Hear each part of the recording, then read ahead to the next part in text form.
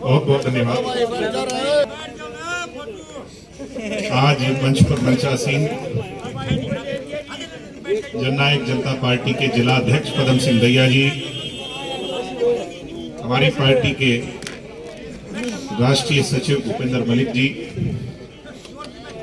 हमारे पूर्व में प्रत्याशी रहे गोहाना से कुलदीप मलिक जी, गोहाना के अध्यक्ष नरेंद्र गहलावत जी,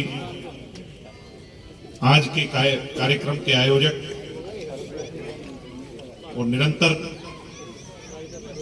पार्टी को आपके गांव में इलाके में मजबूत करने वाले शीलू पहलवान जी, शीलू खासा जी, भाई जोनी लठवाल जी, राममेर राठी जी, मोनू शर्मा जी, अशोक मोर जी, सुरेंद्र पहलवान जी, मैडम किरण भाटिया जी, धर्मवीर कथुरा जी, सरोज सामड़ी जी, पालेराम जी, विजय खासा सरपंच जी, प्रताप जी, दीपक मलिक जी, हुक्मपुर सरपंच जी, अजमेर मलिक जी, किसी का नाम रह गया हो तो आप सभी हमारे आदरणीय हैं, हीरे मोती हैं पार्टी के। और मेरे समक्ष मौजूद सुरेंद्र खासा जी ने ये कार्यक्रम मेरे पिताजी के जन्मदिन पे 1996 में पहली बार मनाया था, कोई छोटी बात नहीं। ये मेरे परिवार के लिए, मेरे पिताजी के लिए इनका इतना प्रेम, इतना लगाव, आप सबका इतना आशीर्वाद, आज 25वीं बार आपने अपने गांव में मनाया है, इससे बड़ी बात नहीं हो सकती। मैं आपका नतमस्तक होकर के आभारी हूं, धन्यवादी हूं, शुक्रिया अदा करता हूं। और 25 बार में मैं भी आ रहा हूँ, 6-7 बार, 6-7, 8-9 बार मैं आ लिया, तो मुझे हर बार ये बड़ी खुशी होती है। मैं ये कह के गया था, एक दफे गांव के चौक में आया था, भाई साहब सबसे पहला स्टेज पर सबसे पहला मुझे बड़ी खुशी है कि मुझे भी आप हर साल बुला करके इस भव्य कार्यक्रम का हिस्सा बनाते हो। मैं मेरी तरफ से भी आपका आभारी हूं, धन्यवाद, शुक्रिया। डॉक्टर अजय सिंह चौटाला जी, उनका 61 साल पूरा हो गया। आप सब ज्ञाता है इस बात के कि जब चौधरी देवीलाल जी संघर्ष किया करते तो मेरे पिताजी उनके साथ बॉडीगार्ड के तहत, उस जमाने में बॉडीगार्ड नाम दिया करते थे, यानी साथ रहा करते उनके, और जहां भी वो जाते थे उनके साथ, चौधरी देवीलाल जी के साथ, तो उनकी सेवा के तौर पर मेरे पिताजी ने अपने सामाजिक और राजनीतिक जीवन की शुरुआत की। नौर से एमएलए बने, दातारामगढ़ से राजस्थान में एमएलए बने, और जब चौधरी बंसीलाल जी का गढ़ था भिवानी, तब चौधरी देवीलाल जी के आदेश पर भिवानी में चुनाव लड़े, उस गढ़ को तोड़कर वहां पे पहली बार आपकी पार्टी की जीत करवाई, वहां से एमपी बने, फिर राज्यसभा के भी एमपी बने, दवाड़ी से विधायक भी बने, और समय ऐसा भी आया कि हुड्डा साहब के षड्यंत्र में 10 साल की जेल भी काट आई, बिना किसी कसूर के।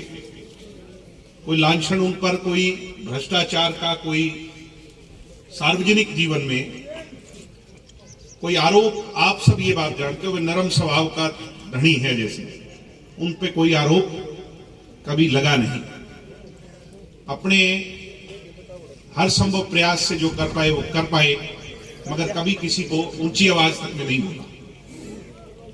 मगर उनकी ये शख्सियत ये है और आपका ये प्यार है कि वो 10 साल भी, कोई मुश्किल तो थी मगर वो 10 साल भी पूरे हो गए, और इसी साल पूरे हो, वो सजा भी पूरी हो। सम्मानित बुजुर्गों, नौजवान दोस्तों, आज मुझे खुशी है कि उन 10 सालों में भी आपके गांव ने, राजनीतिक बात अलग है, मगर हमें सदैव बुला करके हमारे परिवार का, हम सब का हौसला बढ़ाया। मैं तो आज फिर से आपका आभार प्रकट करने आया हूं, आपका धन्यवादी हूं कि आप आज भी उनके जन्मदिवस को एक तीज त्योहार की तरह, पर्व की तरह, फेस्टिवल की तरह ये सारे बुजुर्ग बैठे, हमारे नौजवान बैठे, मना रहे। मैं आपका आभारी हूं। राजनीतिक बात तो भाई राजनीतिक सारी बातों का बड़ौदा गांव के लोगों को नहीं पता, तो फिर तो दुनिया में पता ही नहीं, सारी बात का बेरा है। 2-4 दिन पहले रिजल्ट भी आए हैं, तो एक बात तो तय है कि देश में एक बड़ा राजनीतिक परिप्रेक्ष्य में हालात बहुत से बदल गए। जो ये चर्चा चली थी कि कांग्रेस कुछ मजबूत होने लगी है, उसकी हवा निकल गई। इस बात से सहमत हो कि नहीं?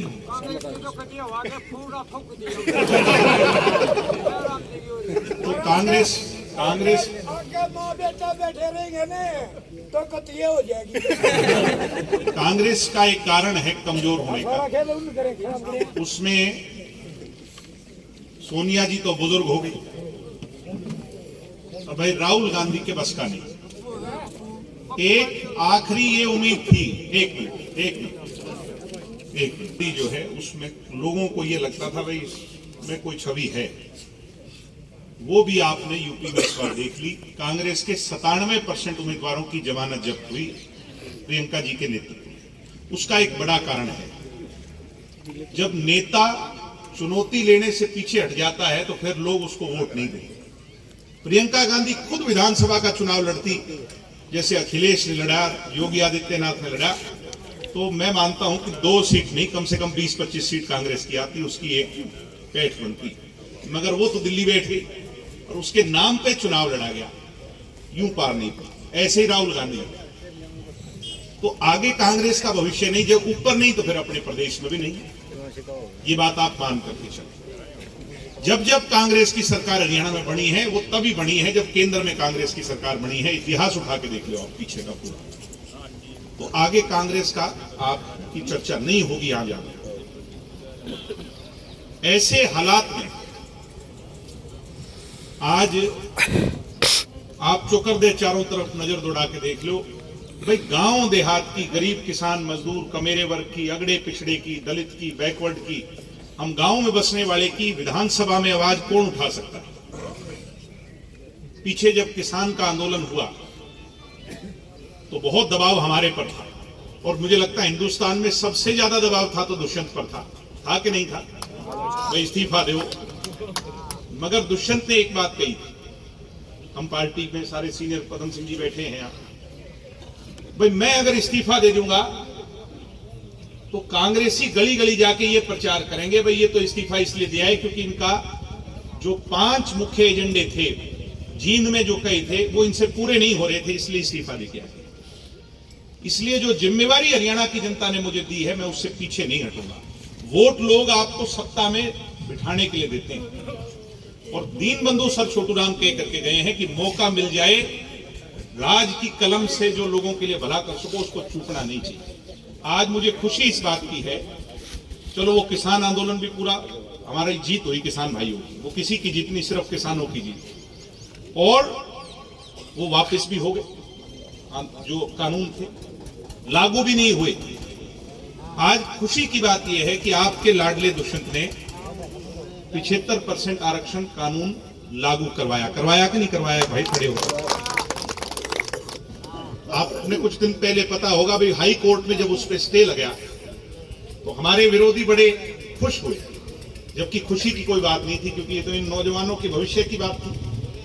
तो हुड्डा साहब का बयान ये आया तो मैं तो पहले ही कहूं था ये लागू नहीं हो सकता। दुष्यंत जी ने कहा हुड्डा साहब 15 दिन का समय दे दो, सुप्रीम कोर्ट में जिता के लाऊंगा, और वो ही बात बनी। सुप्रीम कोर्ट में जीत हुई कि नहीं हुई? हमारी 10 साल यहां पे कांग्रेस के राज में, हुड्डा जी भी आए, दीपेंद्र भाई भी आए। आप मुझे नौजवानों ये बताओ, क्या हमारे जिला सोनीपत में बड़ी फैक्ट्री कोई लगाई क्या? बताओ भाई। आईएमटी यहां भी थी, आईएमटी रोहतक में भी थी, मारुति लगी तो रोहतक में लगी, एशियन पेंट लगी तो रोहतक में लगी। जो कुछ लगाया अपने क्षेत्र में, अपने लोगों को फायदा पहुंचाने के लिए। आपको तो ये कहते रहे भाई थाम भी मेरे, मैं भी थारा, मगर नहीं लगा। आज मैं आपसे ये पूछता हूं, दुष्यंत को पहला मौका मिला क्योंकि कोरोना काल में तो फैक्ट्री लगनी नहीं थी। कोरोना खत्म होने के बाद पहला अवसर मिला मारुति की एक्सपेंशन फैक्ट्री लगने का। दुष्यंत लगाने को जींद में भी लगा सकता था, लगाने को एयरपोर्ट आ गया, हिसाब में भी लगा सकता था। लगाने को मानेसर में जमीन पड़ी IMT की, वहां